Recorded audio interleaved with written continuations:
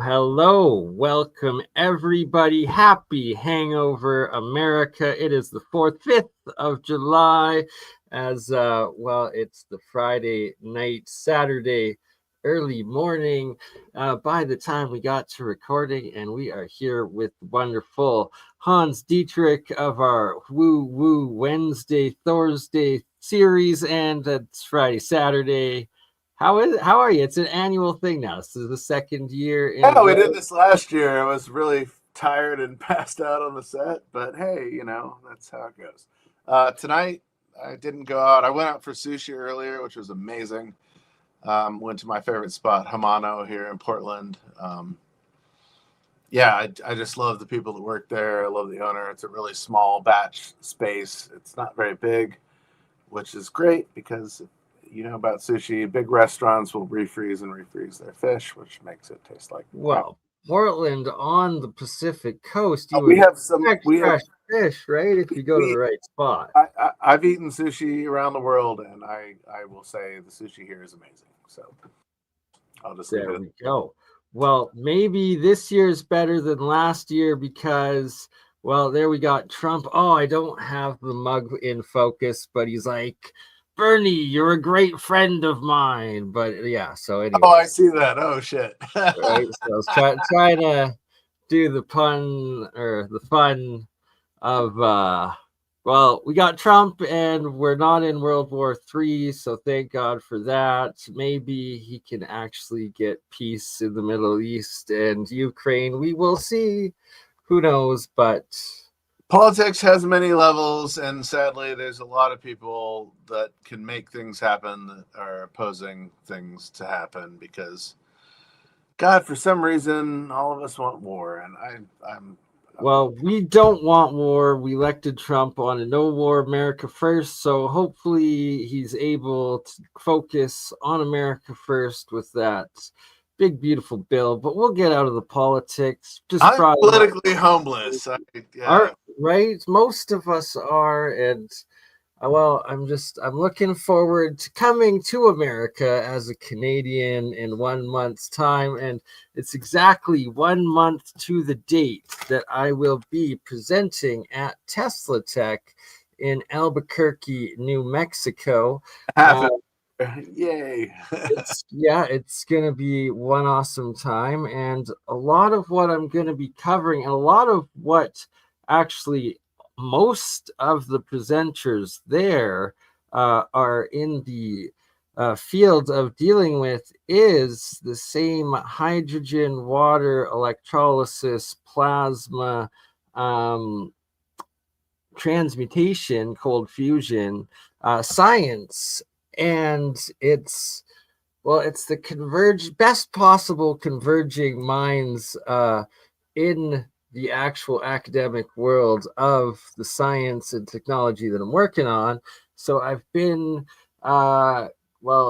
practicing and putting together one epic presentation, and it starts with the key aspect of hydrogen and what is hydrogen and how much I've learned from hydrogen doing alchemy, my version in the lab, which is electrochemistry, but specifically electrolysis is the breakdown of water, H2, 2 hydrogens, and O, oxygen, 1 oxygen. And that what we're looking at on the screen here is the hydrogen wave function probability charts, but it's more than charts. These are actual images from the most recent developed high-end electron microscopes.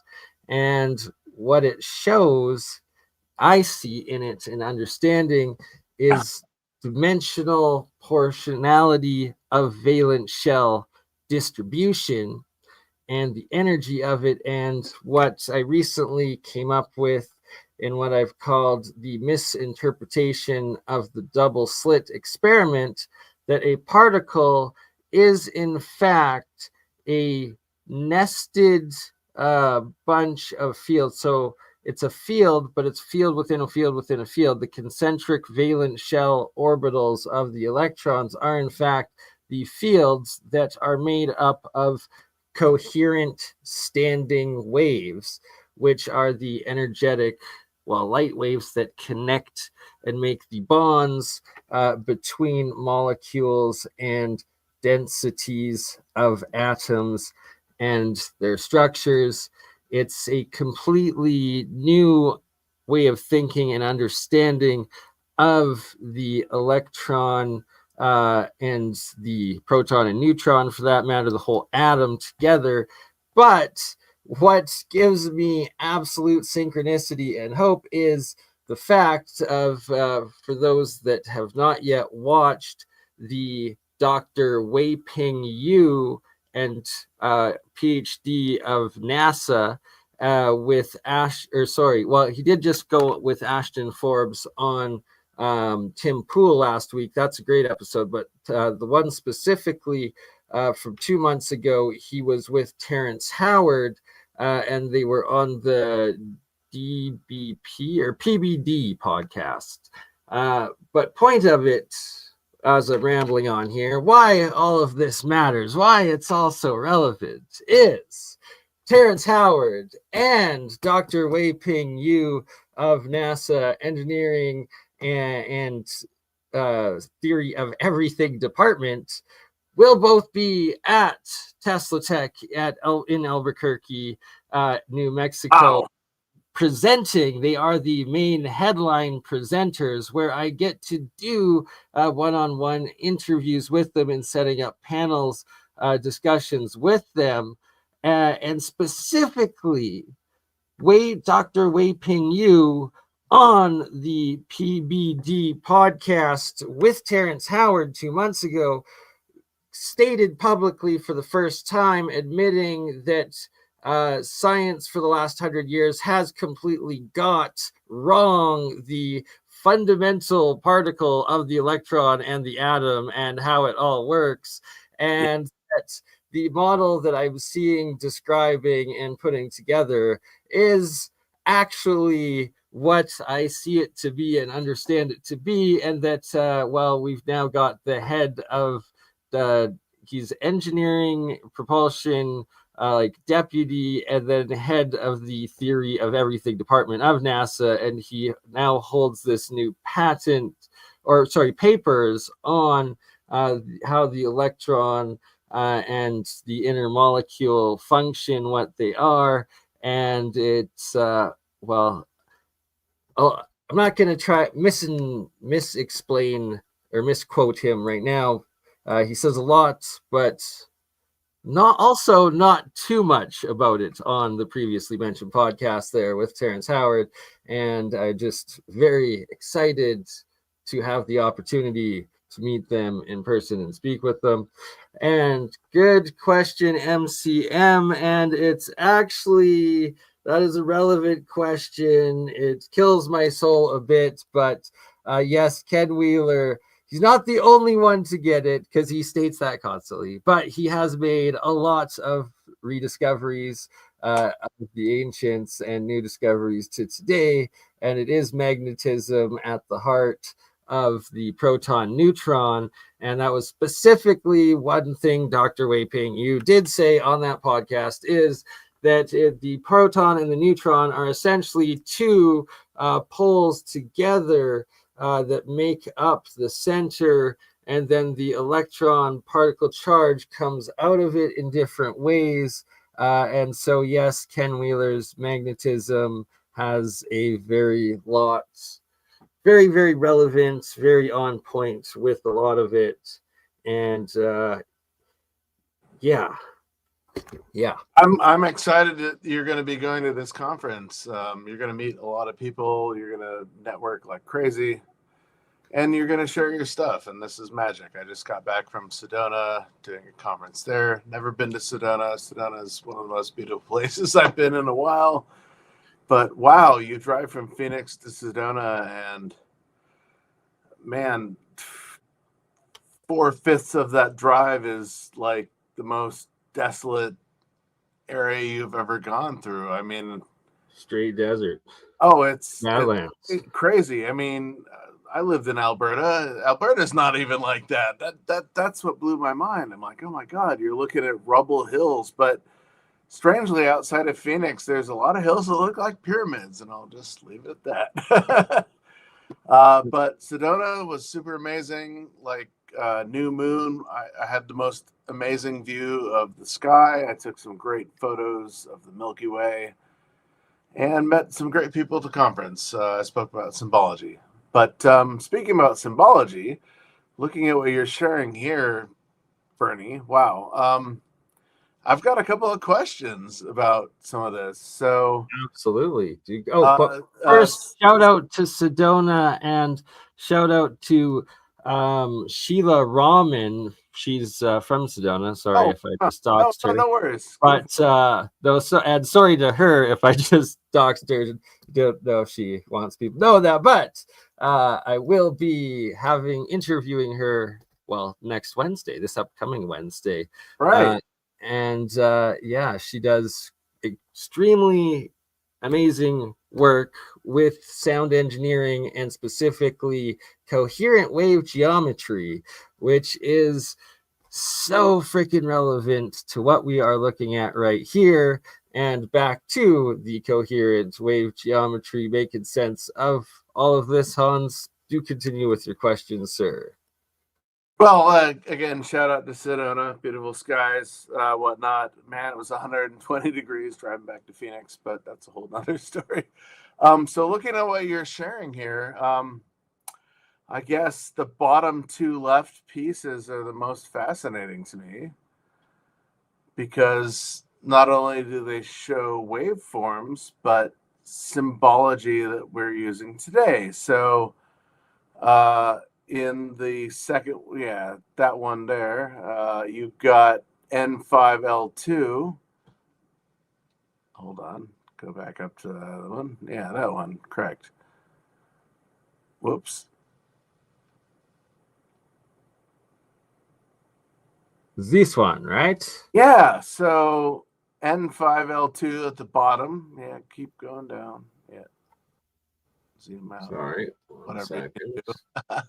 There we go. Yeah. So this is what the Maltese cross. That's really interesting.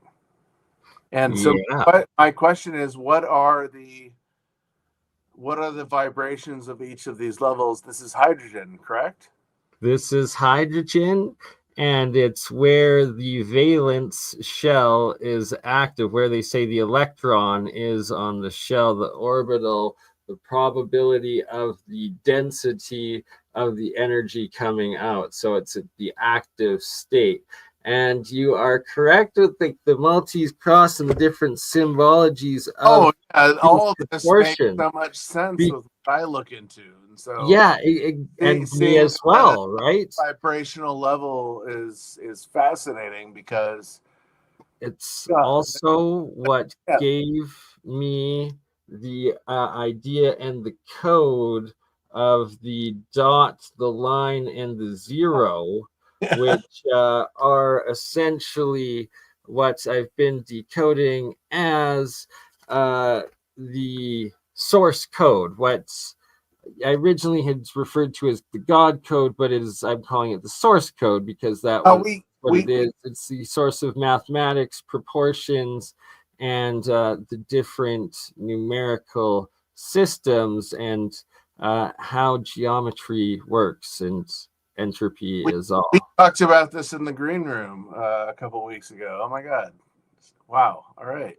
Yes, sir. Yes, sir. And so zoom back out, I guess. I mean, I'm just looking at this going, there's so much symbology references here. It's wow, that's so amazing. Right. So N1, orbital 1, orbital 2, 3, 4, and then the extra inputs of dimensions. So it's like 5 dimensions, but 0 dimensions. Oh, all of this is a 0? No, this is obviously 0 also equals 1. And that goes back to one more thing that was on the You Terrence see that Howard. it radiates out. Yeah, but Yeah. so with my new understanding of the This is proportionality, fractal what geometry. 0 is, and what Terrence Howard has been arguing about 1 times 1 equals 2, and Wei-Ping Yu, specifically of NASA, he instantly was like, yes, Howard or Terrence, but you're talking on a higher dimensional scale, right? And he just like left it at that. So he was recognizing that it was correct, but he was also showing the difference of like, Terrence, stop trying, but he didn't yet say put this part in, which I think Terrence needs the reference of, is that it's opposed to the linear system that our mathematics and language and current system is based off of. And it tied in also to what Wei-Ping Yu also said, but he said this one on the Ashton Forbes Tin Pool and Him episode last week. I was about to say, did you have direct contact with him? No, he was on Tim Pool. All right, interesting. And on the PBD, so 2 separate ones. But it's on the Ashton Forbes one, he specifically said a perpetual motion system is impossible, but an open system is completely different, aka when referring to free energy. And that, yes, so a linear closed system like the single line, the straight line vector, specifically this one-dimensional flat plane line linear time physics that things have been written under, yes. But as soon as you open it up to a higher dimension, aka a second plane coming in, or a third where you have full volume, densities, higher densities of energies and flow and engineering, well, free energy is beyond the electrical free energy engineering. Something like a solar panel or unit essentially is that free energy, is what he was saying, and completely turning the modern academic physics claim of debunking the second law of thermodynamics void, which I've been saying and explaining repeatedly over the years, if you haven't heard it, why the second law of thermodynamics does not apply to these different working over unity devices and free energy devices that are actually out there.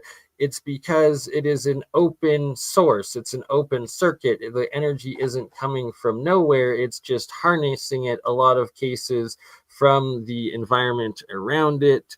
And thus, what Tesla was doing with his Warden Cliff Tower experiment. Exactly. And he was harnessing the highest source from the ionosphere. And that differential is insane. That gives you lightning bolts. Is the atmosphere, and the receiver is the earth. Yeah. Exactly. And that's great. Yeah, so there's a lot to it, and for those that haven't seen those 2 interviews or podcasts, highly recommend them. And put them in the chat if you can. Yeah, I will. I'll do that in a minute. First, though, I've got to share a couple things for you, my friend, that I'm sure you will find interesting. And it's in regards to what I've written out with how there's like the old symbols of 0, how 0 is 1, but also -1. Oh God! It's crazy things, and then how these symbols break down into numbers and the proportionalities of the numbers and the symbols that go with them. These are just jots. It's not coherent, so don't try to. This is a little bit more, but it's all going into the presentation and the source code of numbers, how they work, and how we did not come up with them at all. They actually function in quite their own universal geometric way, and So it's does this sounding get insane. into Kadinkras? So I don't remember the scientist that was talking about this. Sorry, off the top of my head, but he's talking about Kadinkras and how he discovered in quantum mathematics and quantum physics an underlying code that's always been there.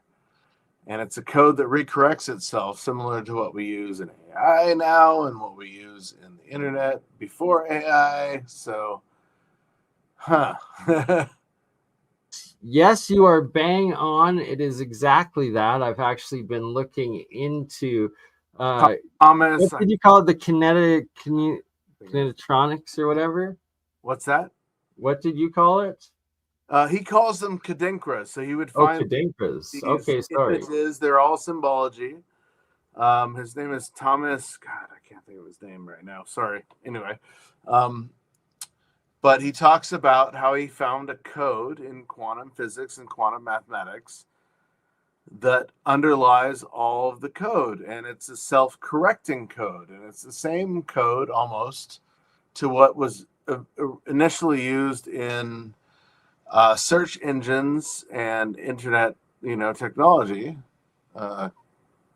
No, these aren't Kadinkras, but Interesting. but also Very interesting. So I'm not aware of that one. I have to look now into they're that. using this in AI. How do you spell Kadinkras? I can't even think of it. Look up Kadinkras. That's scary using these natural systems in AI, because then you're connecting, hopefully, AI though to creation and God, and it's not hijacked by the devil. But I think if it is creation, then it should be. So my God friend Jay corrupted. Anderson just interviewed a guy a week, 2 ago. He was at Contact in the Desert when I was there. I don't remember his name right now. Anyway, he was on an AI panel, and they were talking about AI, and his whole thing was bringing AI into the sacred space of dimethyltryptamine or ayahuasca and trying to decode the languages that are presented there to people that go into these realms. And Jay Anderson interviewed him, and he talked a bit about this, and I was like, oh my God, I didn't realize this was the same guy that was on this this panel at Contact in the Desert in 2023. And so I thought about that. I'm like, wow, bringing AI into that space would be interesting, because we could decode a lot of the weird mystical languages that are being presented there. But would you really want to pollute that sacred space with AI? It would just take it over. And so, yeah, I was a little taken back by that as well.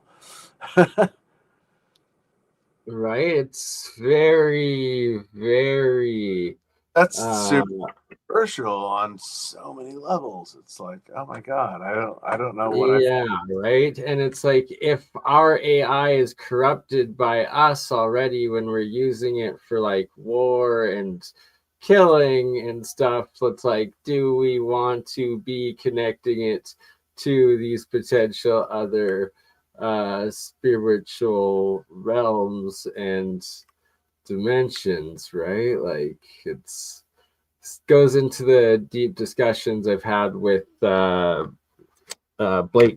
Lemoine, the Google AI whistleblower. But my apologies. I'm currently just trying to. It might be called a dinkra. I'm trying to find this because I'm not Very good. I have not heard of that one, and I'm trying to find specifically ones that a different one that has to do with magic squares, vortex mathematics, and sigil numbers, and those systems, and what. Yeah, look up Dinkras quantum physics, and you'll find what I'm talking about. Please, I can't add it to the type that into the private possible. Quantum Good physics. day, Merkaba Energy. Good to see you. Long time no see. Hope you are well. Would love to have you back on sometime, my friend. Lots of requests for your work. It's amazing stuff, and hope you are okay.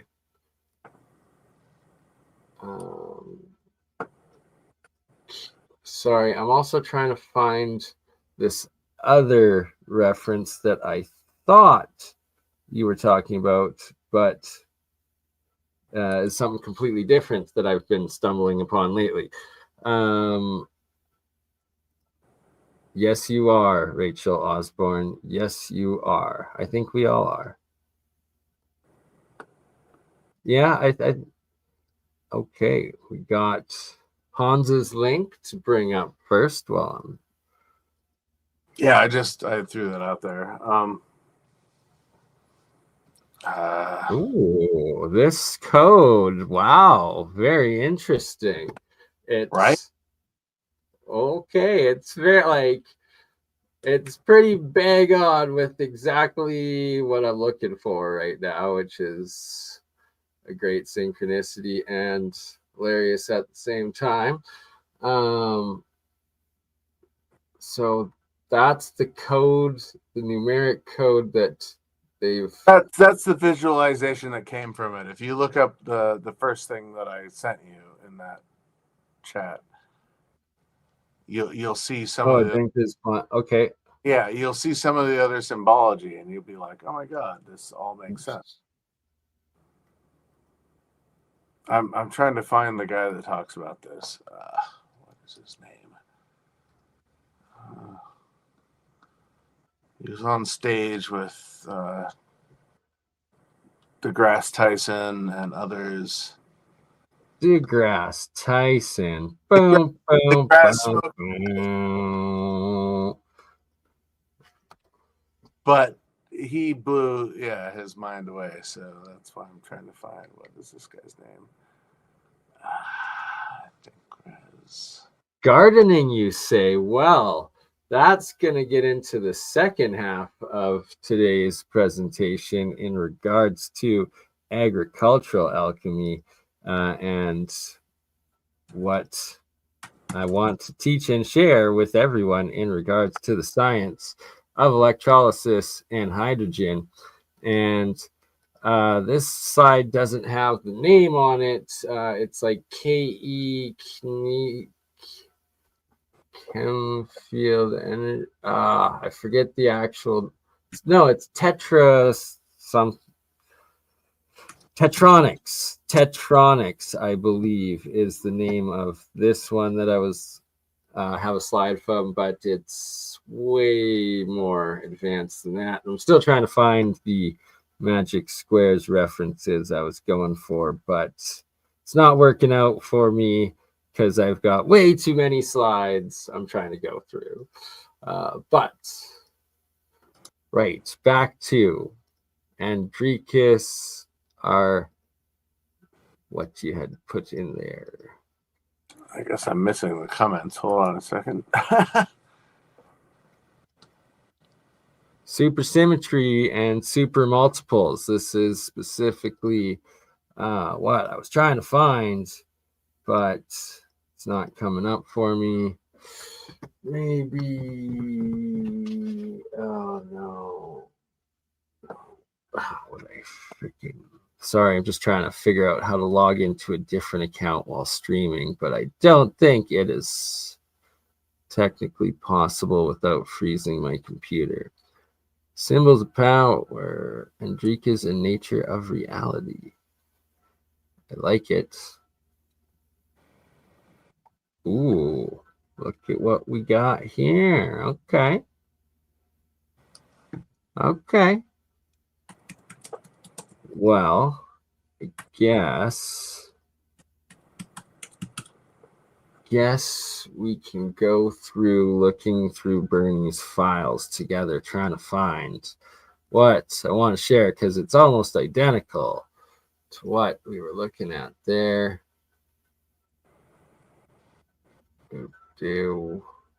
I knew this would spark something. Hold on a second, right. brother.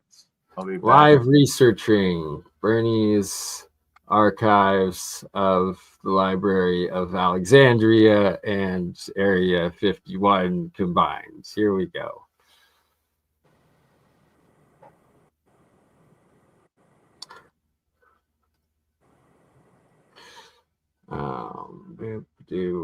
Where? Oh, we'll open that one. That's more of the tetronics, another hydrogen wave function. But that's crazy because that's also a Walter Russell diagram, another hydrogen wave function of the electron valence shells. Oops.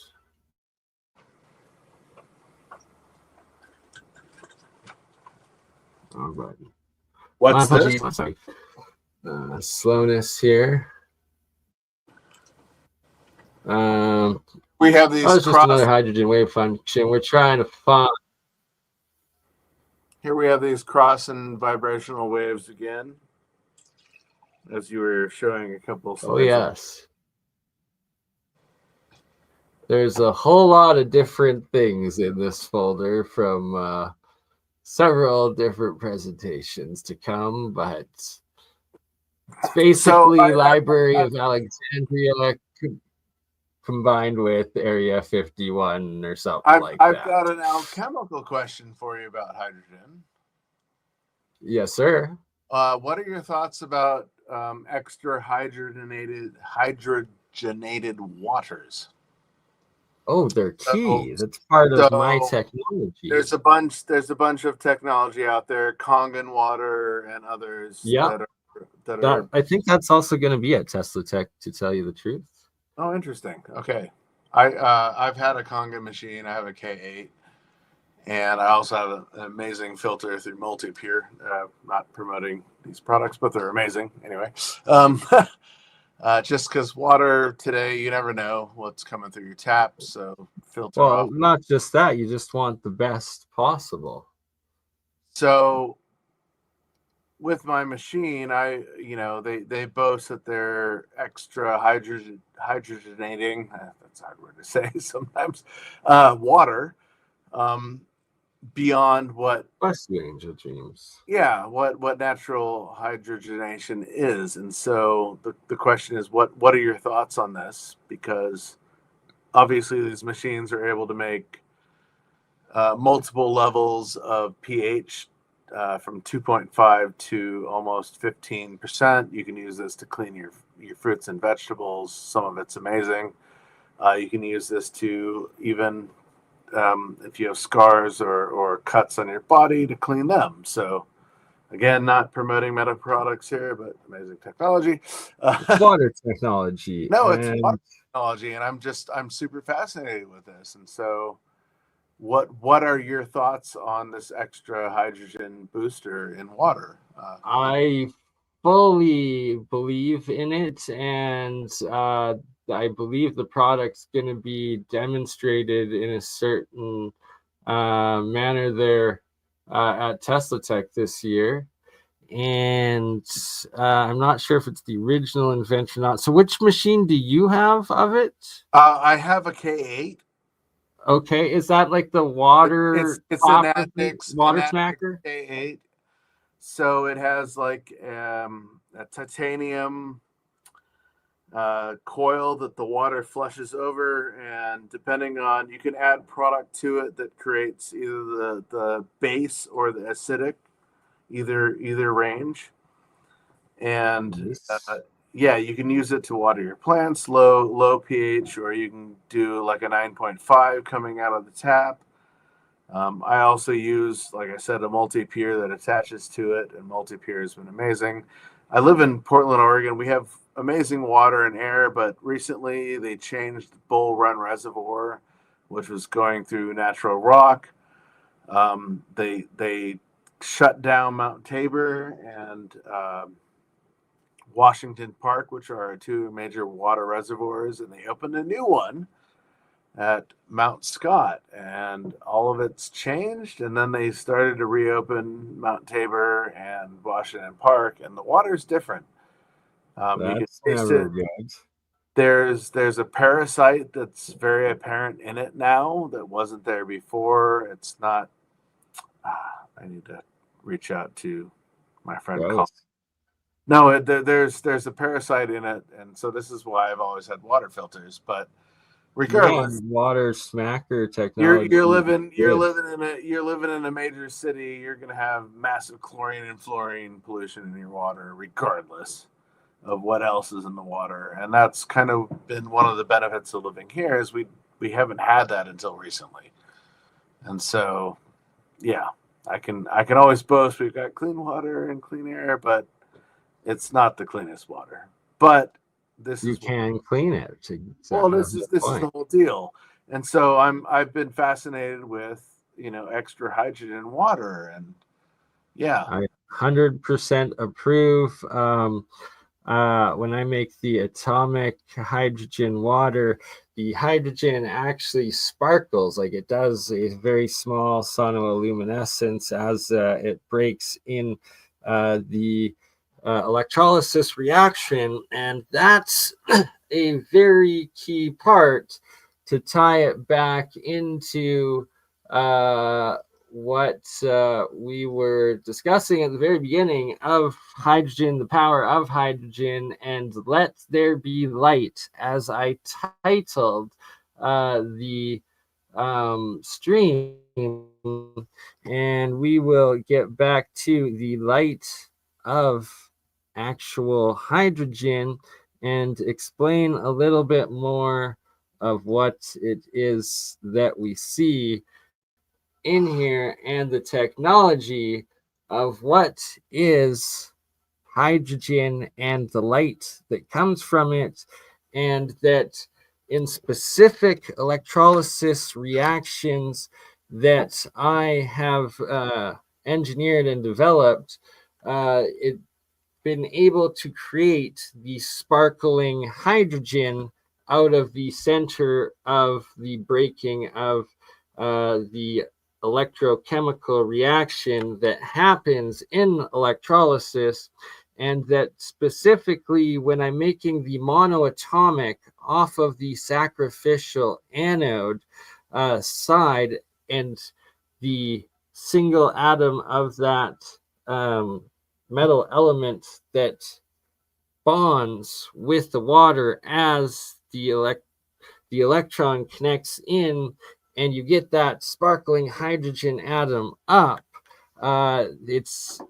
They're hand in hand, and they're two parts of the I guess the holy trinity of what free energy really is and meant to be, and that is water powered cars that everybody can do, and that it is extremely easy to convert, especially diesel, but also gasoline engine vehicles Two, into two hybrids. questions now that you've pawned. So, the first is looking at all these symbols from different stages of hydrogen, different reactions. Is there a crossover to what was done with the symbology in water? I can't remember the Japanese guy's name, Miyamoto, maybe. He was doing his water experiments. Yamamoto, yeah, Yeah, Yamamoto.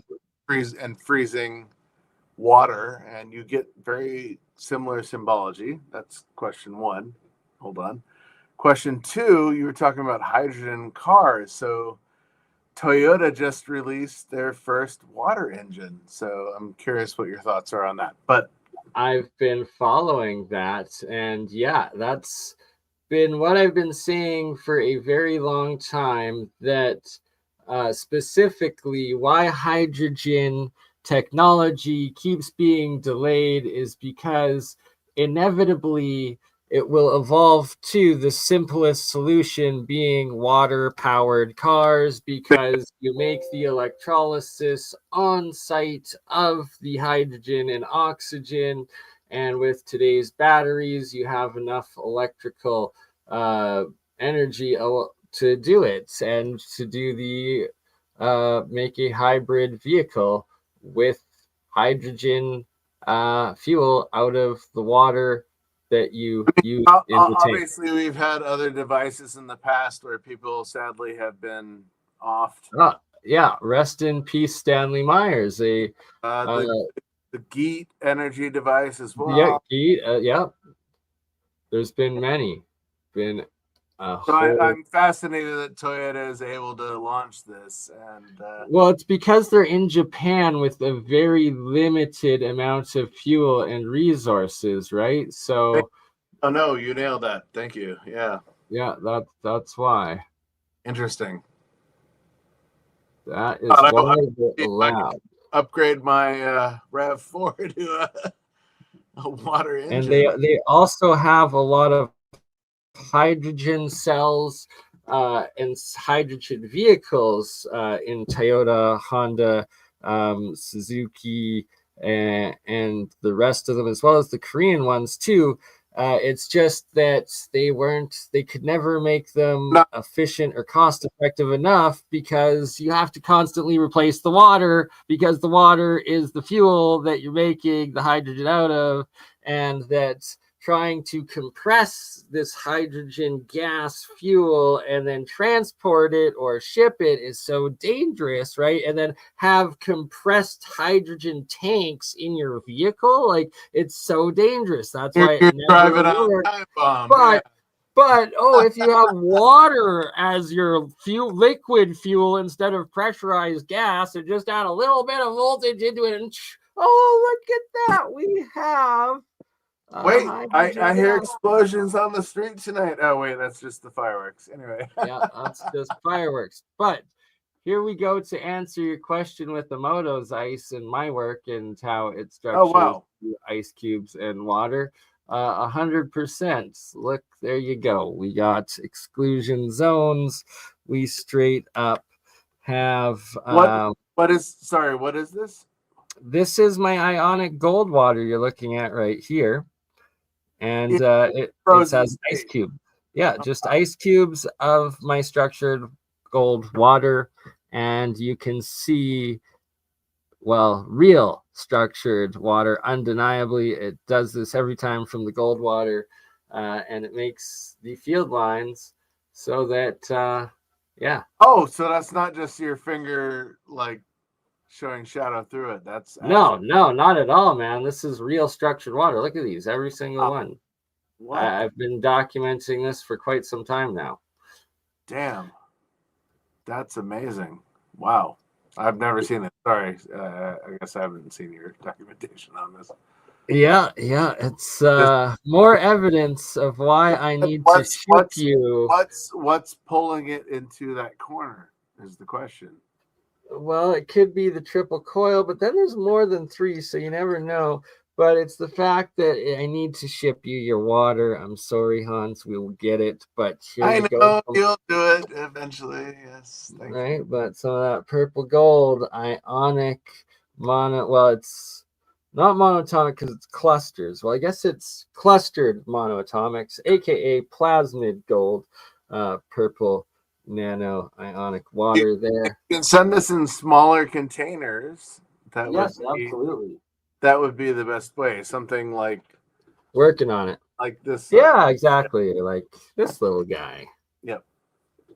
No, I'd be down to experiment with that. Oh my God, you have no idea. Yeah.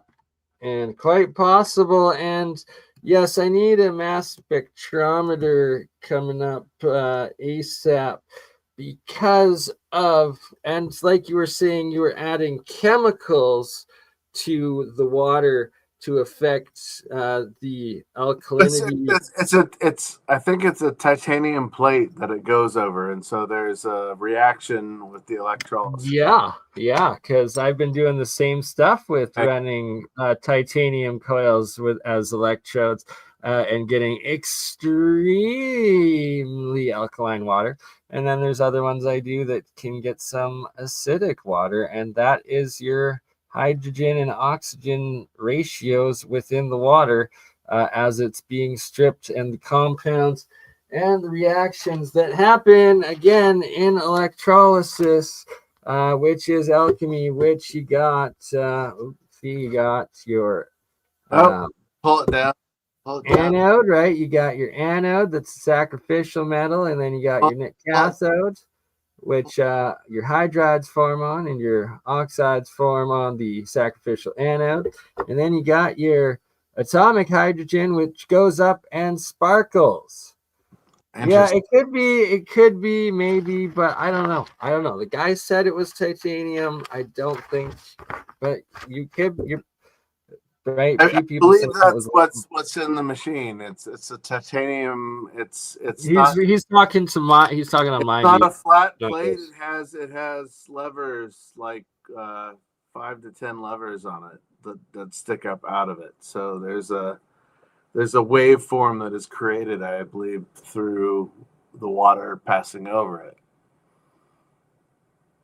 Absolutely. Well, it's the electrolysis reaction of stripping some of the hydrogens out of the water and leaving extra oxygen that then So create the alkalinity. how do you create extra hydrogen? That is the ultimate question. Because Oh, I know how. It's this is the one that's that boggles. specifically what I've been engineering, and it's when you're ripping. It's a because electrolysis is electrochemical reaction out of the water involving the water, and you're ripping oxygen molecules, and you're ripping or atoms, and you're ripping hydrogen atoms out of liquid water. And a certain specific amount of them you can turn into pure atomic hydrogen gas. A certain specific amount of them turn into hydride metal compounds on the cathode, and a certain amount of them turn into specific oxygen oxide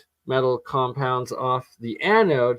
But another specific amount of them can be um, added into the liquid liquid H2O solution and change it into HHOs and HHOOs and also other hydrogen isotopes with extra neutrons and extra oxygen neutrons. And now we're getting into nuclear material. And Okay, another question. Sorry, didn't mean to cut you off there. What would be the benefits of extra hydrogen in water? It's definitely electrically charged. Okay, There's been lots of studies, but I don't want to speculate and I don't want to go not, into not, health not a word. aspects. But my own charged water, I feel, is, the potential uh, of being the fountain of youth, and that I continue to drink it. And I never drink the colloidal, which is the oxides, which will turn you blue and kill you, like this right here, right? That's toxic.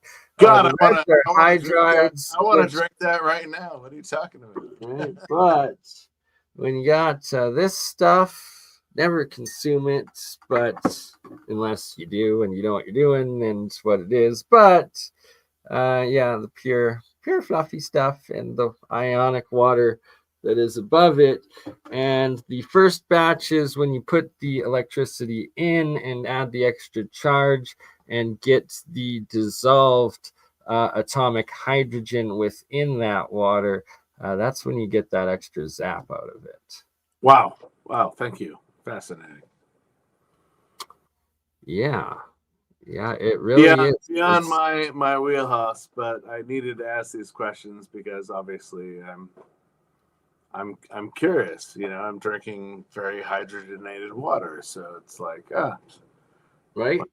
So looking back at the hydrogen wave function probability, and then this one right here, this is how we connect it all through ancient alchemy and through sound. And look at this, the sound bubble and wave model. Like that looks an awful lot like what we were seeing at the centers of those hydrogen And wave even functions. even in your ice bubbles, you have that. Exactly. It's exactly what's in the ice bubble. Yes, that's what it is. That's what it is. It's showing the electric Wow. wave function. It's showing the wave function. Wow. Yes. If you hadn't come to that Boom. conclusion, Boom. Boom. That's what it is. that's what That's it it's the is. wave function that we're seeing in the structured water of the ice as the hydrogen's coming out. That's It's super blurry, so I'm going off screen. no worries. And yeah, that's pretty mind blowing. Image credit John Stewart Reed's Cinematoscope.com. Interesting. Looks So like nesting tech. All right. Yeah, it kind of does. everything is nesting tech essentially because even hydrogen as a light or as a particle, is this, right? But it's light and sound connected, I believe. Thank Both you, Rachel. produce Great coherent. statement. I don't know why you're blurry right now. Like Oh, look at me. I am blurry. beyond, brother. That's why I went off screen. I'm like, No, no, that's me. It needs to refocus. So, Hans, maybe take it away for a minute. And I'm also going to clear out Bert and Ernie so I can show some live electrolysis of the hydrogen being formed and how easy it is to do. So I've always been curious about sigils, and sigils also have this kind of resonance. I've got this amazing book called The Grimoire of Heaven and Hell. Great name, but it's all about Solomon's sigils. And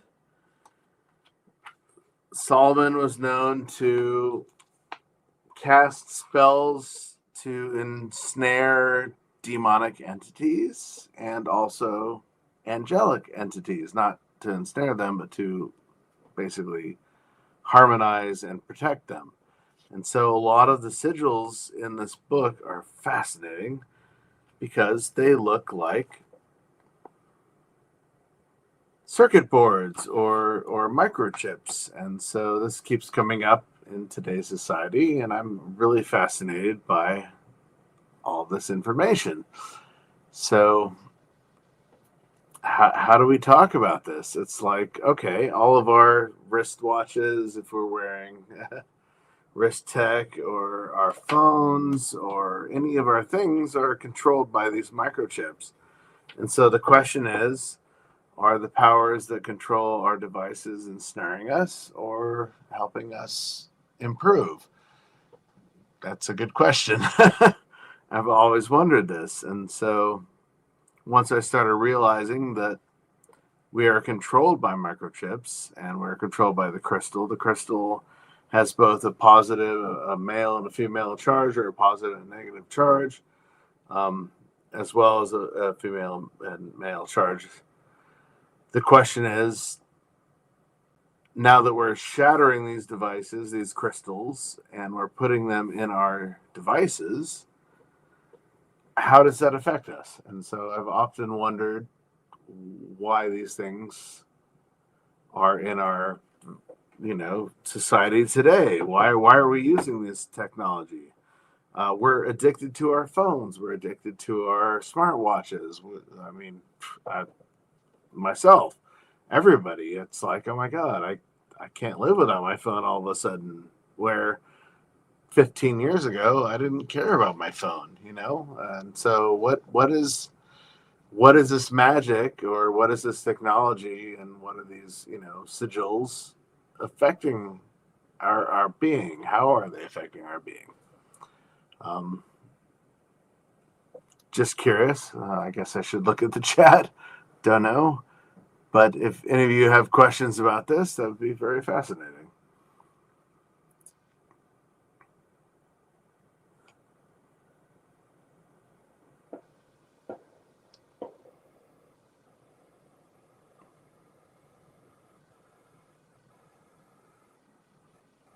Ah, correct. John Drag. Yeah, that's seriously. Yep, I agree with that. The occult has a lot to do with this. And that's why I talk a lot about symbology, because a lot of our ancient occult symbology, occult is not a negative term, it just means hidden or mystified in a sense. Our ancient symbologies definitely had something to do with what we're dealing with today. You look at Saturnian and Sirius symbology, and we see it in all of our logos today. And so, how long have these cults been affecting our society, guiding our society? And why? Why Saturnian? Why Sirius? Why are these the two things that seem to be what guides a lot of us? I can help explain. No, please do. Very interesting thing that a little video on TikTok that was trending was overlaying the Solomonic sigils over the main emoji characters within phones, right? Oh, So, this book has everything, man. There's so much stuff in this. right. So every Oh, time, Grimoire of Heaven Hill. It's literally all of Solomon's sigils, and a lot of them are ensnaring demons yep, or angels, right? And not ensnaring them, but it's like it's protective the portal or within. yeah. It's what the fractal within that they live, and the spell that casts them, and that it's emotions as well, right? So it's we have these angels and demons within us all.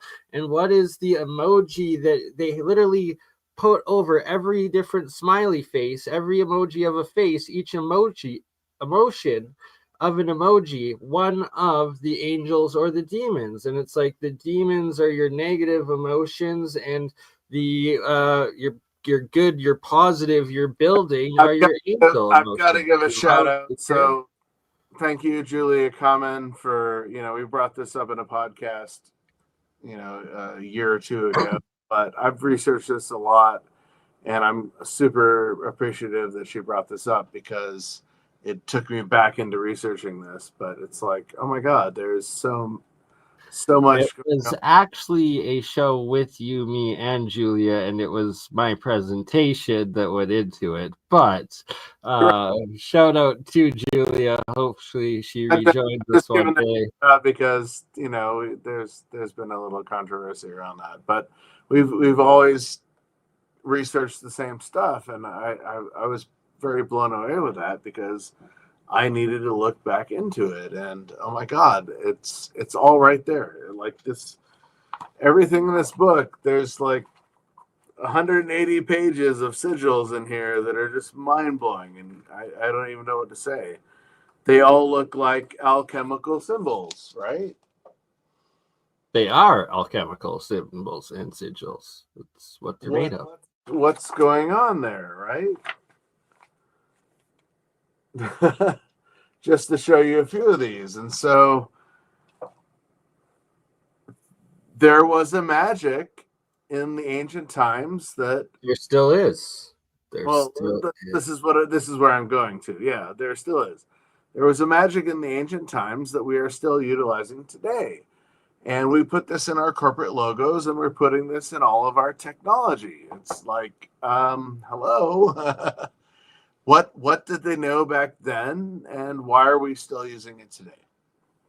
And what do they still hide from us today? Because clearly the ones in power, the powers that be, do know, because they're still using it, right? So that's the whole thing, is that in our reality, in the spiritual realms that we exist, that proponent of our universe, that there are these ancient, well, knowledges, practices, and interwoven angels and demons that still exist and are around to today. Maybe today some of them might appear as men in black suits, or maybe they Politicians. appear as drug addicts possessed on the street that have no morals, value, or spirit of their soul left, because they gave it long ago for their addiction and stuff like that, right?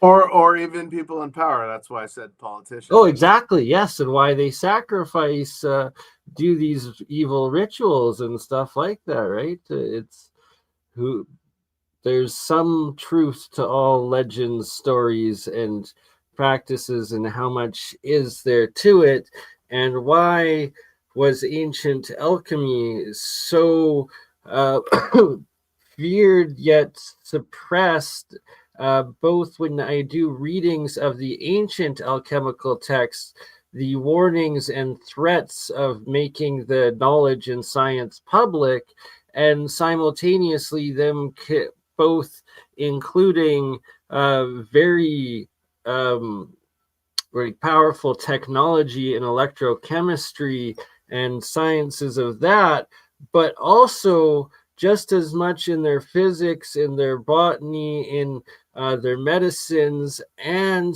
a key proportion was the spiritual alchemy side of it and the magic side of these spells and practices and sigils and the geometries of it, what real sacred geometry actually is. And it's these mathematical geometric components that are put into the casting these fractal portal spells that somehow seem to contain spirits and I don't and extra dimensional energy consciousnesses or something like that.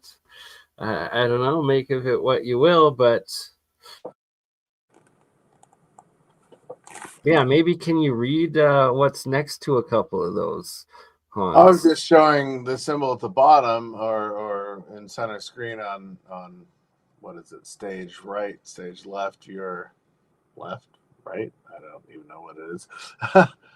So you have all these cross and spherical sigils. This one here.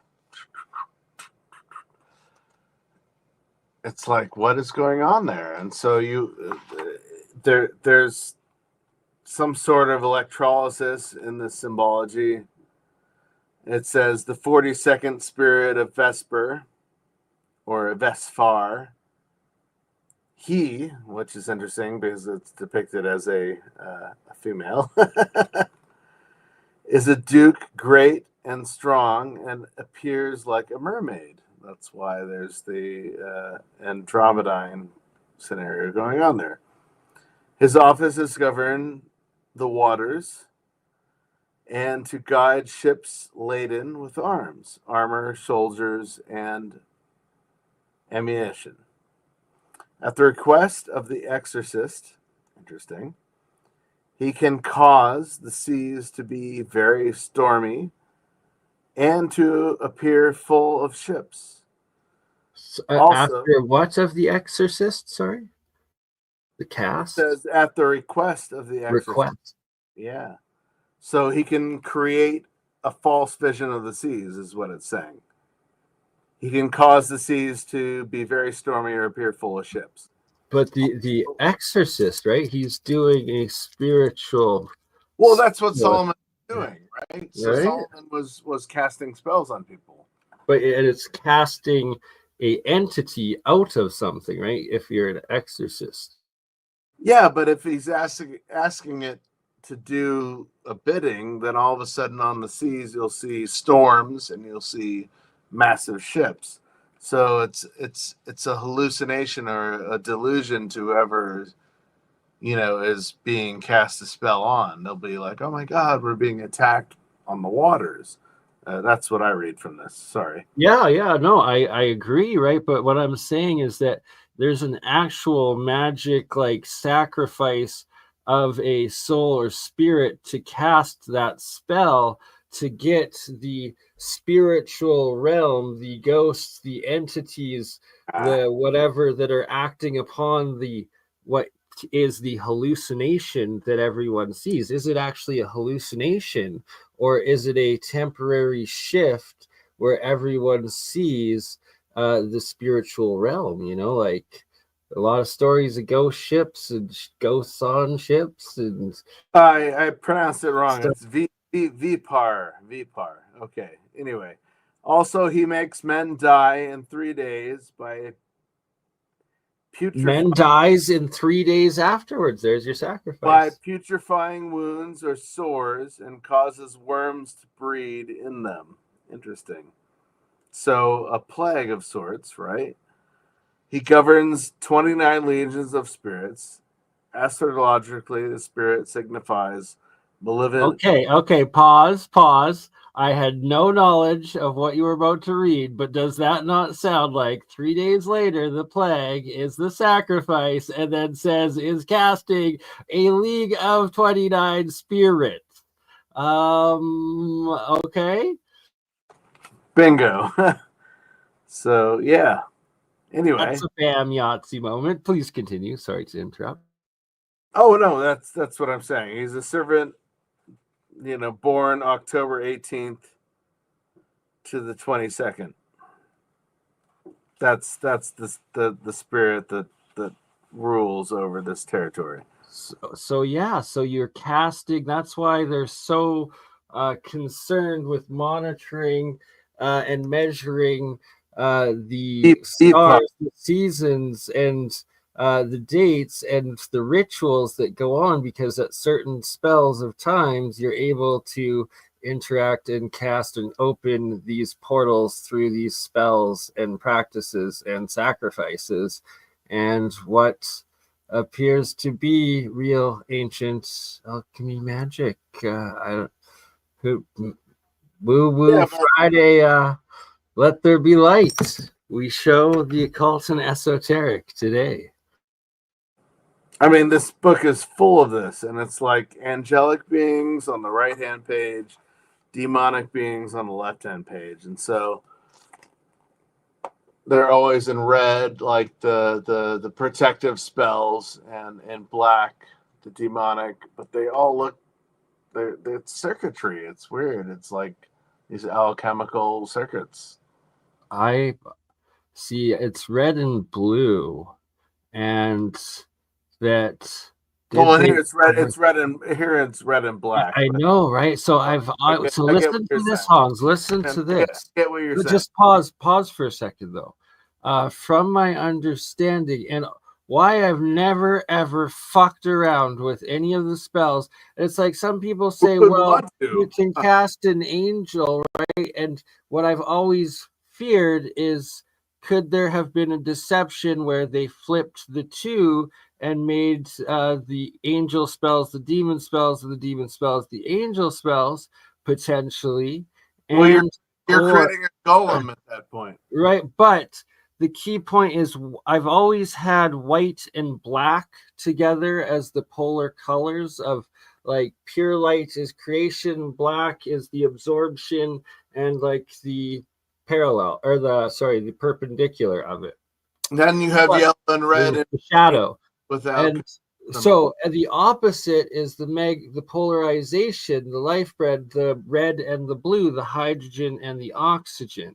Okay, and that red is the sacrifice, and blue, it's the hot, the infrared, right? And then the blue is the cold plasma, and that like spiritual like plasma beings, angels, have always appeared as blue or white, essentially, and that the devil is always the red, the flame, and the blood, right? The written in blood. So the fact that in that book it has the red as the angel writing, and that it's black, but was black a distortion of conversion of blue? Did they cover blue to black, so be able to use red? In Vedic in Hindu religion, some of the gods and goddesses are depicted as black, some of them are depicted as white, but you also have this amalgamation of this blue and red as well. And so, right, like the demigods were blue and red. Neutral demigods, yeah, interesting. Right, so God is white, and then death is black, which is essentially a neutral, right? The decay, and then you have the red and the blue, which is the explosion and the implosion. And the breath of Brahma, breathing out, which is the expansion of the universe, and then breathing back in, which is the contraction of the universe. yes, sir, that duality, that's Wow. dual existence that comes, right? And that, right, so the white bright light, that is God's will of creation. But in creation, there is Darkness. Yeah, well, with things breed in darkness that then create light.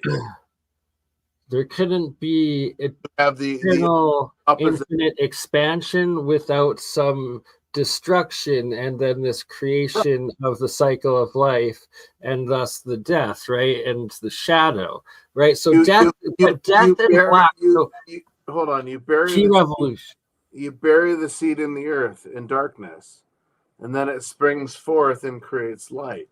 Yes, and in that seed is the genetics from the parents, but also with shadow. So this is a key revelation of death, and the black is that it is a shadow. It's not nothing, that it's your reflection, your infinite existence that exists on as the ripple throughout time as it goes in, and that when you get into the full density of it, right, going back into the dirt with the seed and the new life that comes back out, and the same life continues. White's black is one thing, and then when you add the second dimension, you have the polarization of implosion, explosion, the red, blue, and in a chemical reaction, it is the hydrogen as the red, the oxygen as the blue, and with that as well, you have magnetism, and that on the oxygen side of chemistry, you have your magnetic force attached to those elements and compounds, and then it's the endothermic reaction. And on the hydrogen and hydride red hot side, you have your electrical components and electrically conductive reactive elements and materials. That's a key thing I have. Are you getting red and blues out of your experiments? Yes, constantly. And they're also acidic. Red is acidic. Hold on a second. Yeah. Think about our blood. We have blue and red blood flowing. And what is it? It's hydrogen and oxygen. It's well known about the oxygen and oxides. The second half is the hydrogen, and it's the electrical component. It's your electrons, photons. Yeah. It's the light. It's everything. And that when you get to neutral, the pure creation and whatnot, it is white, and that is your monoatomic. So that's the neutral aspect. So you have a monoatomic, you have an oxide, and you have a hydride, and that is your neutral electric and magnetic polarizations of electrochemistry elements. And it's also directly ties into and is explained in the Walter Russell vortex and octave based periodic table of elements. And you see, as you go further down, you get more oxidized or heavy and magnetic, and the hot at the top of each. Across all these elements, neon, argon. Yes. Really interesting. Yes, and that's how it ties in. And so we have clean blood going into our heart, the red, and then we have our blue veins, which are filtering out all of. Wow, interesting. I've never really thought of it like this, but that's really fascinating. Right, it's all tied in together. The Walter Russell diagrams truly I've been putting a lot of work into them and fully understanding them, as have others. And so, another key aspect in understanding this is your base, your alkaline, your alkalinity is blue as it turns. So, in the litmus paper tests, in So light, it blue is is the better blue. ultraviolet. Okay, it is the base bottom of the end spectrum as its light waves are shrinking down, right? You have your blue, purple, ultraviolet. On the opposite side is the red spectrum of our visible light, and it is the hot. It's the growing hotter, and it's literally infrared waves. Okay, so it's literally red, blue is the little Ultraviolet, the infrared. entrance and exit, infrared and ultraviolet. Those are the in entry and exit points of the average visible light wave of humanity. And when understanding Very that, limited. Yes. and understanding that, and that blue is shrinking, and it goes into the cold, it is endothermic, it is oxygen, it is magnetic, and red is your hydride, it is your heat, it is your I believe gamma is above infrared, but it might be the opposite way. Is it small? What gamma? Sorry. Right. She was asking where gamma is. I'm trying to think which direction. I think it's above. Yeah, I think it's the up way. It's above where micro. Gamma would be radiation, so it would be in the red. Yeah, see, right, and radiation, right? That's decay, that's heat, that's breakup, that's fire.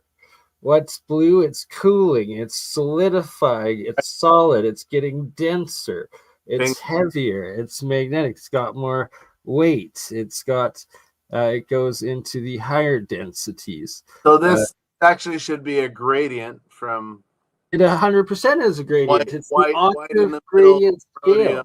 where we're looking now, gradiating out to red and gradiating out to blue from a white. Yeah. Yes, sir. A white and a black, right? You have the white in the middle, you have the black on the structures. It's which, sorry, wait, my camera's off. It's the cross of the points, the intersections of the full circle, next dimension, segment, section of that nested bubble of field. Remember what I was saying?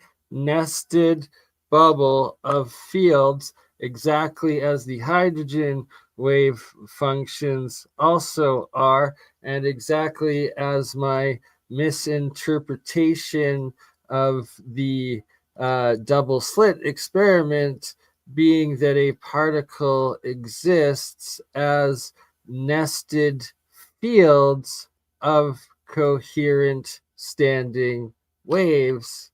God, I want to lecture, man. I'm fascinated now what you're going to talk about. Right? And while you're hearing some of it right now, first, this is part of it as I'm putting it all together, getting it ready. And what are the geometries that we see? And it is a big part of the theory of everything and understanding light, wave, particle, field, physics, how energy works, transferring it into one form and another, that consciousness is connected into it. That's a topic for another day, or maybe I'll go. So what is 2SM0? That's the 2 dimensions one way, 0 dimensions the other way, in the density of the wave particle of the energy of the hydrogen atom. So this is the ancient symbol for the sun, or un, or on, in ancient Suf Commission. Two powers right on. Yeah. So this is 2 dimensions. Yeah, exactly. Yeah. So this is. So what this symbol is to me. Yeah, so that's 2. And oh my God, oh my God, because it is the God code, because it is the source code, I've known it all along. And it's like, what we're looking at is exactly part of this right here, part of this right here. And then it's also a big part of this right here. Now you have the 1, sorry, you have 1, then you have 2 dimensions, then you have 3, but they're in vectors. your third quadrant, there in the upper part, at the top, you have the circle within the circle, and so there you have it again. Yes, exactly. This No. Yeah, right there. Yeah. So this is 2 and 0. This is 2 and 0, but I guess what does that represent? I'm curious because this is the 2 symbol. dimensions This of is planes. it's the symbol of the sun, and so it's also And gold and the right hand rule. Yes, correct. Right, so it's so much more, and I believe, yeah, well, it is 2 dimensions, the dot and the circle together. It is particle, but it's missing the line, and the line is the third piece, right? Because you have to have, there's the line, there's the circle, and there's the dot, and they're how they connect to dimensions together. So here, right here, you have the 0. It's separated, but it makes sense. Yeah, correct. Yep. Yeah, so there's a lot to it. These are just pieces of it, not necessarily coherent ones because they're just parts. And that's your genius, brother. it's a work in progress, and it is the source code, right? Like what else we got there with certain ones. There's proportionality to volume, physics, and vectors of, well, mathematics, geometry, and all physics fit into it as well. There's a little bit more. It's literally the source code. It's coming together, but literally, have you ever thought of you gotta source it, overlapping all those pages so that they're coming together? Like yes. If you were shining a light through all of them, they would have the full. You get the full hologram of it in density in time. Exactly. Just like if you flip them all quickly like an old comic book or 8mm film. That's kind of where I was going with that. If you could overlay all of them. Yes, and you're connecting to the key part of it, my friend, and that is how time works and dimensions work, and that each moment of time is essentially a disk, right, with all of that information in that one moment captured. It's a fractal of the overall mental or pieces of time. And just like a page of a book represents a moment in that story, as does a fractal dimension of a moment disk, one-dimensional part of time. So from an individual reference point, yes, the earth is flat from every 1 sense, but when you start adding 3 dimensions, when you have trigonometry of 3 source points, boom, now you have a full volume of a sphere, and you can actually do real experiments to measure. And yes, we do exist on a globe, but it could be within the overall torus, because as you add each dimension, it is all toruses, and then it's like, but they're torus disks and turtles all the way down. Yeah, right. So it's dots, holes, and lines all the way down. That is my source code. It is dots, lines, and holes, and it's what gives you stuff like this, right? Oh, dot. What do you see? I see dots, lines, and holes. And this is right here. That is the hydrogen wave function probability as you get to dimensions and energies. And all I see is dots, lines, and holes. And that with them you get the different mathematical proportions of relativity, energy, density, proportion.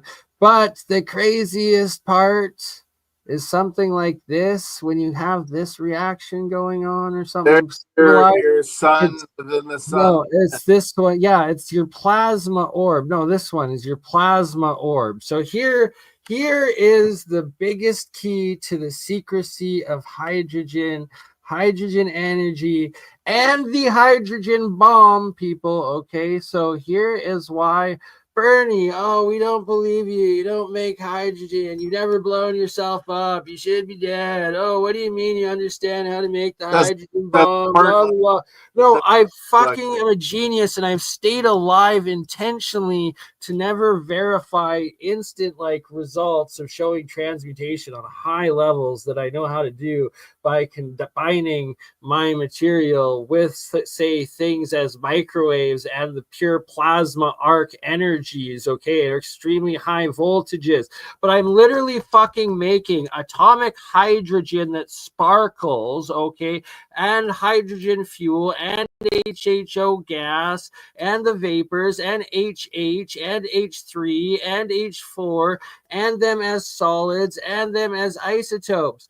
And if anybody in the world truly understands what I just said, and when per se you take like the technology of Hutchinson, adding in like radiation of radio signals and sonars, or and aka all crystalline like metals that he was per using. se, just putting it in a microwave, which is known to transmutate and create plasma, which is this. And if you have that in a reaction that has sparkling atomic hydrogen and you get that plasma arc going, what, like, Wow. I'm pretty sure that's what gives you this dimension right here, which is that pure release of hydrogen energy, which is the break in and break down out of the Coulomb barrier, the Planck's constant size, that anything smaller than that, and that you're getting into light wave particle physics of the field and the energy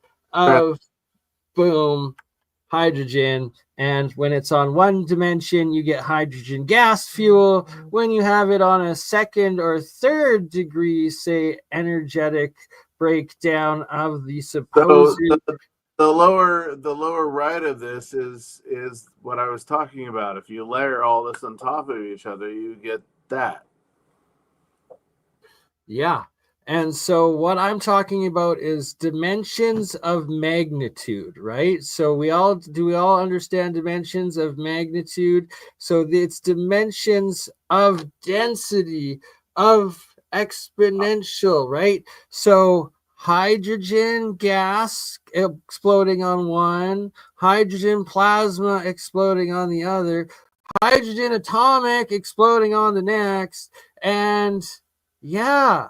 So just combining three magnitudes of plasma, electricity, sound, and atomic hydrogen in the electrolysis reaction, and especially when, say, you have created around your triple coil a bunch of tritium and deuterated anode cathode materials that are in an ionic solution with your atomic hydrogen, you might accidentally blow up the universe, because supposedly that's what fucking happened when humanity tried to make the H-bomb.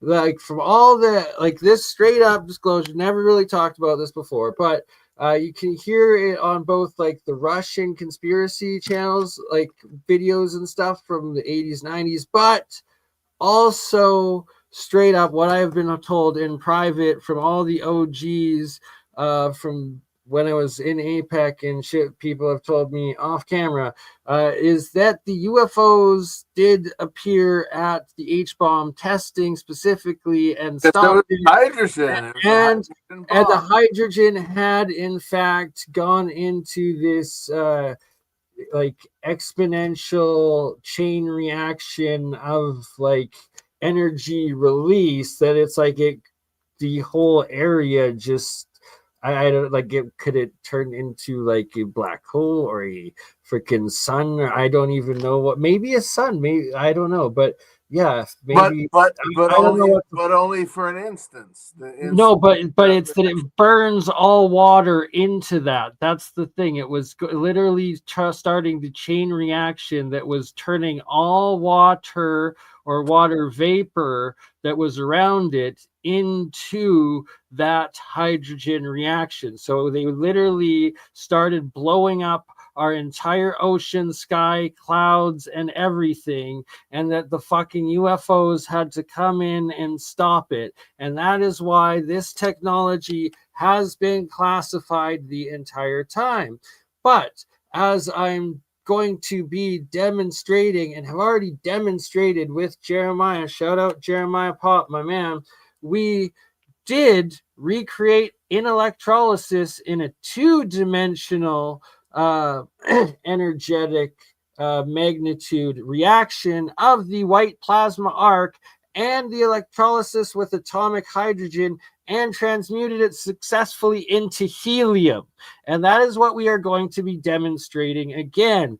And that is the fucking relevance and amazingness of this, is it's demonstrating that we can do the atomic fucking hydrogen reaction fusion without doing the uncontrollably exploding all of the water and oceans in the world that apparently the Americans and maybe also the Russians both did when they fucking did the H bombs, and why it has been classified ever since. And that, people, is your moment of Zen and my understanding of this. And when I'm talking about that, I've also produced in large amounts and stabilized deuterite compounds and tritium compounds. Okay, those are also these hydrogens. Okay, hydrogens, but with the extra nucleus. What does extra nucleus mean? It has the extra mass of another dimension and another dimension. Okay, so I can produce solid ones of these.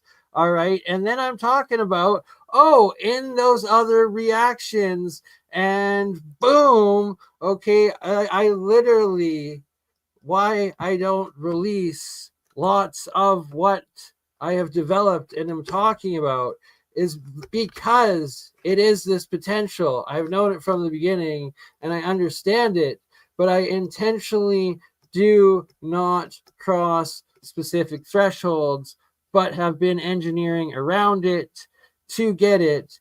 And that when you get to like this one or this one, you also have the sustained plasma orb ball lightning. Okay, that's the other aspect God, I hope of this science. at your convention, man. Oh my God.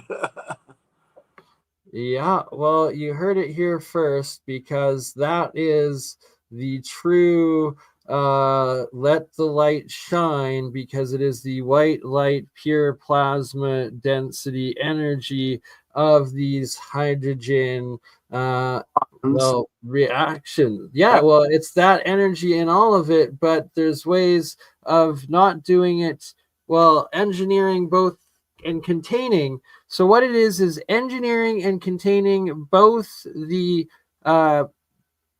creation and destruction of the intensities of those energies in these concentric fields within themselves, and the reactions that are going on within it to get those contained or sustained plasma orb ball lightning. It's interesting looking at this graph that you have here, that it kind of repeats itself from beginning to ending. So absolutely, it is the structure, the source code of energy density. Your first piece ends at your last piece, kind of thing. Your third piece up in the upper left, or yeah, exactly. The third piece in the upper left, yeah, third piece. That one, yep. Ends up down at the bottom and separated. They all kind of repeat themselves, and it's like a different energy combustion of sorts. Yeah, it's literally dimensional waves. So again, getting back to understanding the misinterpretation of the double slit experiment. is a particle, or is light a particle or a wave, and that it's at a particle consists of these nested, see, nested right here, concentric circles of standing waves. So the standing waves are the resonant frequencies of the light or Phases, but then they sound come back. They in come the back to the in the center. particles, right? So there are these fields, there are these stable fields of these concentric, coherent standing waves. And standing waves are scalar waves. They're three resonant waves oscillating together on the same frequencies in the three different, well, octaves of each other. Yes, that's what it is. I'm looking at the repetition, and as the repetition grows, it separates, and this you see this in all these forms. Yeah, exactly. And You have repeating forms with the doubles, the third one from the upper right. so And you have what was steampunk? What was steampunk? What was all the hydrogen and hydrogen water breakdowns? And that's another key part to the technology. And yeah, we'll man, talk about all. even just crystals into water. So here, this right here, so look at this as the pole of magnetism, or the pull of the moving center sun to the earth around it. And that we then have the moon again. So when I did the triple coil windings, that's also later Bob Grenier was also saying and came up with on his own, that several people just instinctually did. It's because where I got the inspiration was this right here. And yeah, it's I found out later it was also the same. Show that again. What actually is that? It turns into what's called the bagel coil, or it's the triple spire around a spire around a spire. Copper wound around what? So I do the innermost as Bob Grenier suggested, and it's correct 100%, is iron, and that's because it's like the magnetic core, and it's with when like you have a solenoid, or like your Tesla coils or your vortex coils, any of them, through the center is where you have your iron in electric engineering of a transformer, where you're stepping up or stepping down the voltage. You have the magnetic piece in the middle, right? So through the center is where you have your ferrite might have core. been similar to the piece that I've described several times on your show now, that I saw. Right, so this is your ferrite core.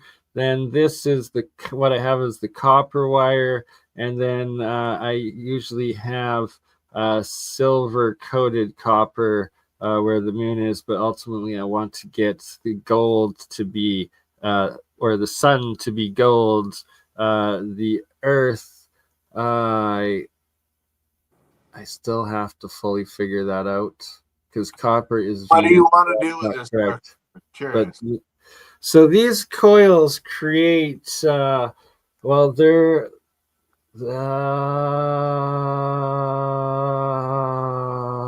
this reminds me big secret right here, revealed for the first time ever. This combination, when you have it three of the exact same metals, like copper on copper, copper, iron, iron, iron, aluminum, aluminum, aluminum, it literally one half turns red, one half turns blue over and over and over again. And then it's doing that on the anode and cathode verse, both on both. Why aluminum? So I'm just saying, it doesn't, if it's any element, so you would just have wires of the same element, and I've repeated the process with these specific wires that I had that I know and where these pure elements, why I didn't repeated them in this process. And it does the red, blue, red, blue, red, blue on both. And then afterwards, it then fully coats on one as, oh God, I'm get like this is the process that when you do it and tweak it specific ways, you start getting solid hydrogen, what appear to be isotopic crystals and molecules that keep building and building from nano layers of deposits as the electrochemistry continues to go on in this perfect pure triple electromagnetic symmetry that is the same reaction movement as this system right here. And in Bob Greenyer's tests, where they actually put about 1,000 or maybe even 10,000 volts into this coil, you can see them all over, that they literally have giant big blue plasma and purple fields that form throughout. Like it literally looks like a little stargate of plasma that happens when it. But why I don't put that much in, right? So Bernie, why haven't you blown yourself up? Because I only use a D battery or a CAC battery, or at the very most I use my little 5-volt AC charger, so that even that I don't like having this size of coil in electrolysis with just salt water and 5 volts, because I don't want to explode from producing so much hydrogen off of the reaction. Okay, like it's so insane that I've intentionally never crossed specific thresholds, even though it would very, very, very easily demonstrate massive gains and proofs of concept, simply because it would produce so much energy I would fucking explode and die like so many other but I'm not going to, okay, because I'm fucking smarter than your average hydrogen bear, all right? And that's why Bernie is where Bernie is at and doesn't have any funding yet, because I don't have a safe lab to demonstrate the capabilities without fucking exploding because of the levels of hydrogen that I'll be producing, as well as atomic hydrogen, as that sparkles, okay, as well as have you ever tried to find levitation with any of that outside? No, because that involves 3 to 4 dimensions of magnitudes of energy combined with that I don't want to accidentally trigger the hydrogen bomb reaction. I'm talking outside of the water. Have you ever tried to create an energy field that could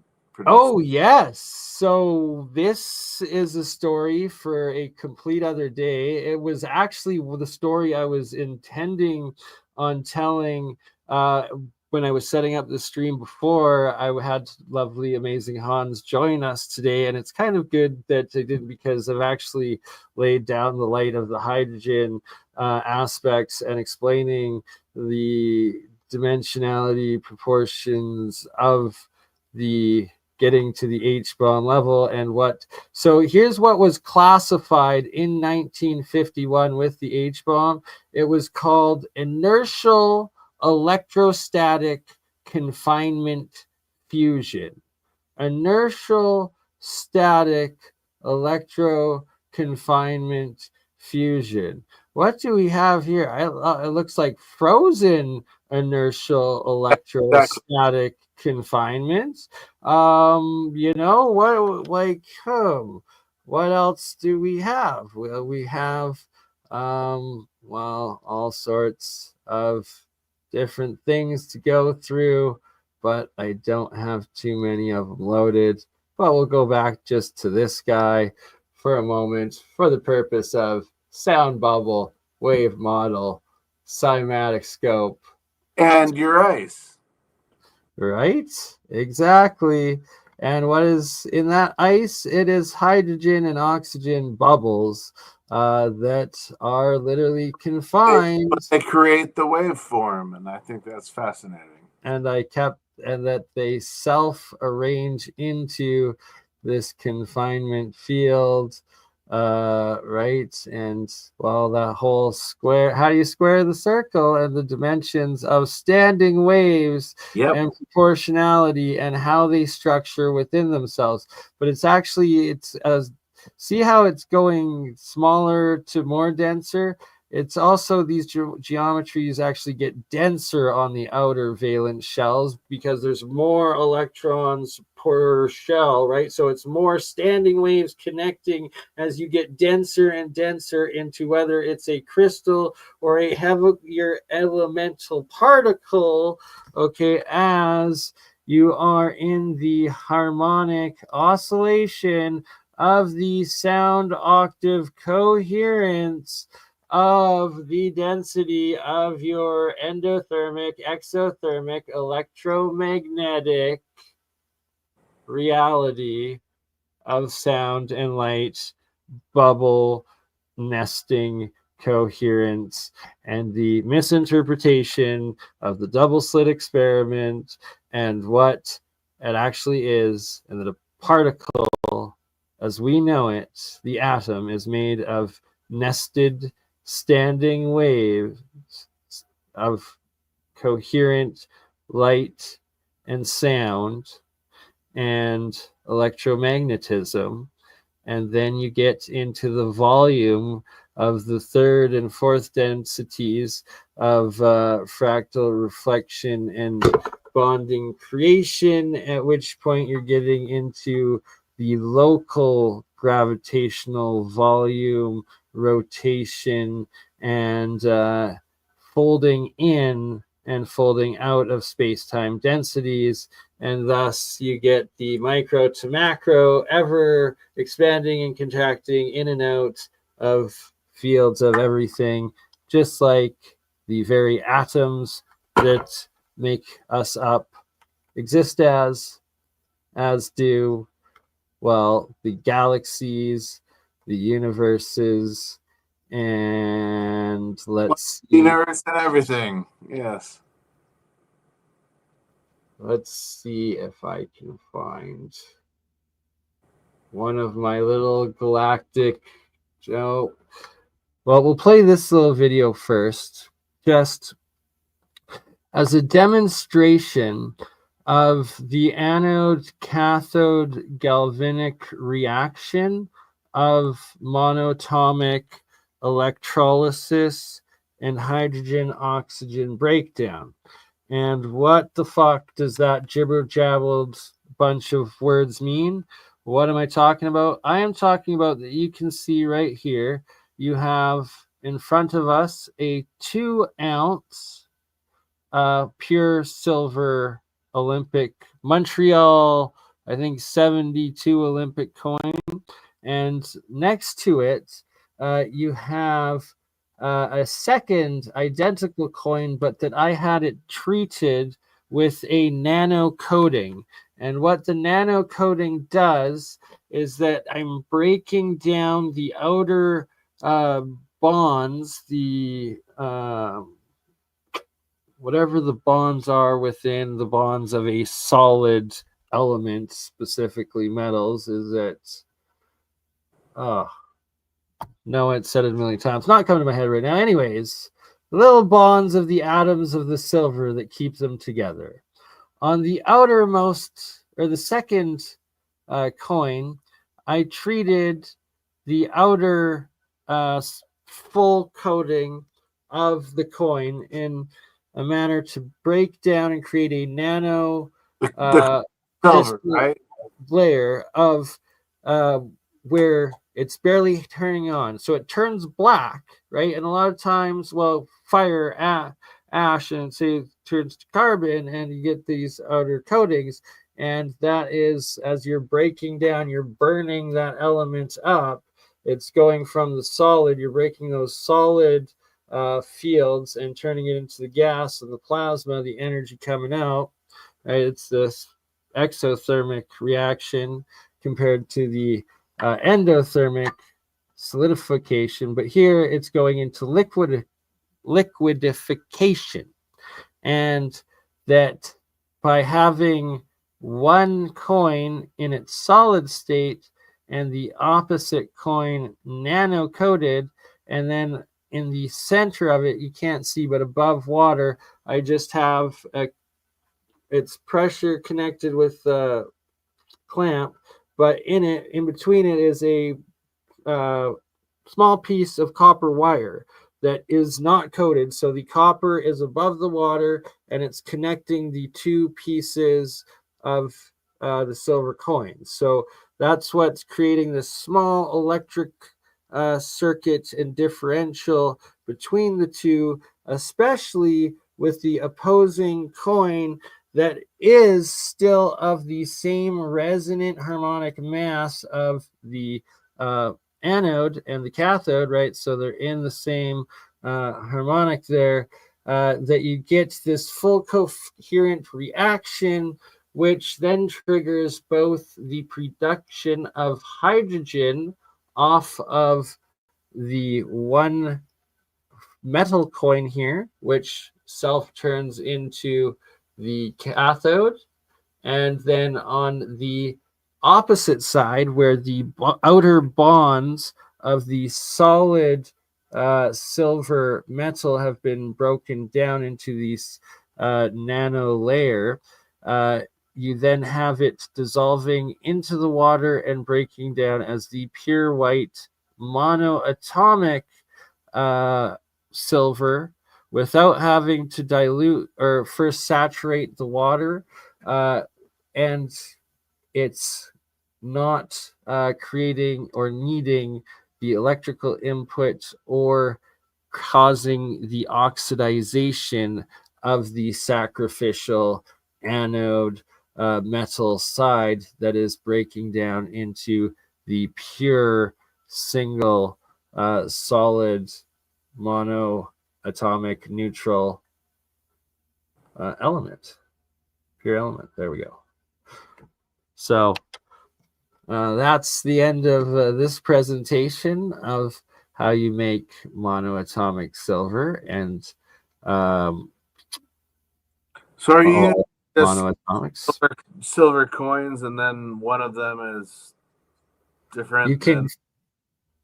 They're connected between the two with a copper coil, is what you're saying. That's outside with a small copper wire. Small copper wire. You can see it. It's right out here. So here's the little piece of wire, the copper wire that goes right there, and then it goes up, and you can see the other end right here, and it's literally stops right there, and it's just holding them up, keeping them connected, and keeps that little above water differential. And then you have the one here with the straight metal, and then you have the opposite one that is the nano-coated reaction or breakdown, which creates that differential of anode, cathode, and electrolysis breakdown. And you actually in the center get these, you can't see it right now because it's literally being blocked by the coin. But when they're that close together, you get an increased reaction of the inner hydrogen and electrolysis production. And in those atomic hydrogens, you get the sparkle of the supercavitation. And does it deteriorate the coins? It deteriorates the sacrificial anode. Interesting. Okay. That's part of the galvanic cell. That's a part of electrochemistry. It's the key. It's one of the keys of making batteries and systems and everything. And I have given a lot away today. If people truly understand what I have said, like, please send this to your local chemists, your local nuclear chemists, your local electrists, and especially people working on hydrogen, or maybe not them because they might come for me. Actually, I don't know, right? Like, fuck it. Happy 5th of July. It is, let the light shine. Send this to everyone. Peer review it. I'm hesitant. Don't put it in put it into non-corrupted AI. So you have to have your own AI agent. Don't run it. So don't fucking give this to Chat GPT or anything else. All right. This is not to be. But if you have a separate non-corrupted AI agent you run yourself, you are allowed to test it out and peer review through that. But don't fucking pull a Terrence Howard. Do a Wei-Ping Yu, which says they are not allowed to use AI, just like what Sal Pius also says, just like what Jack Sarfati says. And they're the top scientist government spooks I've been able to talk to, and they all say the same thing. So, well, I've yet to talk to Wei-Ping Yu.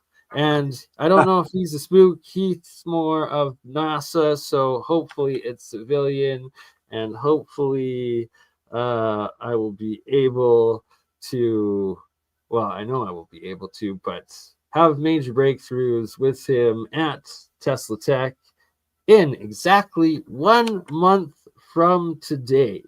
August 5th will be my presentation, and going to try to get him there early. I believe his presentation is on the 7th with Terrence Howard as well. And if you can't make it in person, they will. Steve is selling online viewerships of it. I will have the private streams of some of the interviews we'll be doing, as well as bonus extra remote guests participating in live stream interviews as the conference is going on. There's going to be a whole lot of epic amazingness, real science. And Aaron, that is okay, because you can rewatch this epic episode, and it is 4:04 a.m. We're getting to the 2-hour mark. Hans, any last words, my friend? Not really. Other than, hey, I've got a bunch of books for sale. Yeah, absolutely. The Mysteries of Lost Kemet, The Land Before the Greeks, which is Egypt before the Greeks, Tropa Legends and Lore. This is my first book talking about the Dropa stones, your experience growing up in Paul and Buddhist cultural mysticism, and then, of course, the magic of symbols, which I just talked about in Sedona. So, yep. Absolutely epic. You can find us at lulu.com or at my site, megalithic.mysteries.com. I will be speaking again in Las Vegas in September, and then again with Walter Bosley in November. So I hope to be at that November one, and I'm gonna have to crowdsource it. So everybody, I've got my ticket covered now. I got the hotel covered for Tesla Tech. My passport in works, so I should be there. But I don't have a job. I'm broke. I'm working on my presentation. So if you can help me in any way, donate, help crowdsource funds, just promote.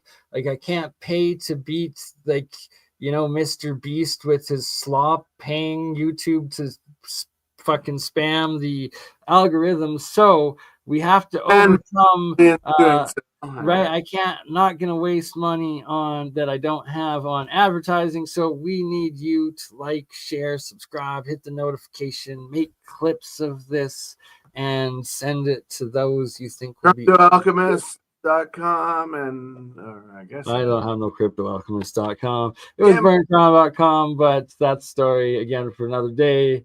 Happy 4th of July. Happy Hangover America. Happy 5th of July. Calgary's the Stampede this week. It's I'll try to get a job with that. I'll try to get a Stampede job, but it's not shit. It's already, I don't know. Anyways, ta-ta, y'all. Much love. Peace out. Wednesday. WooWoo. You crazy mother. Yeah. It's just Bernie. Bernie. Hey, Bernie, just like last week, huh?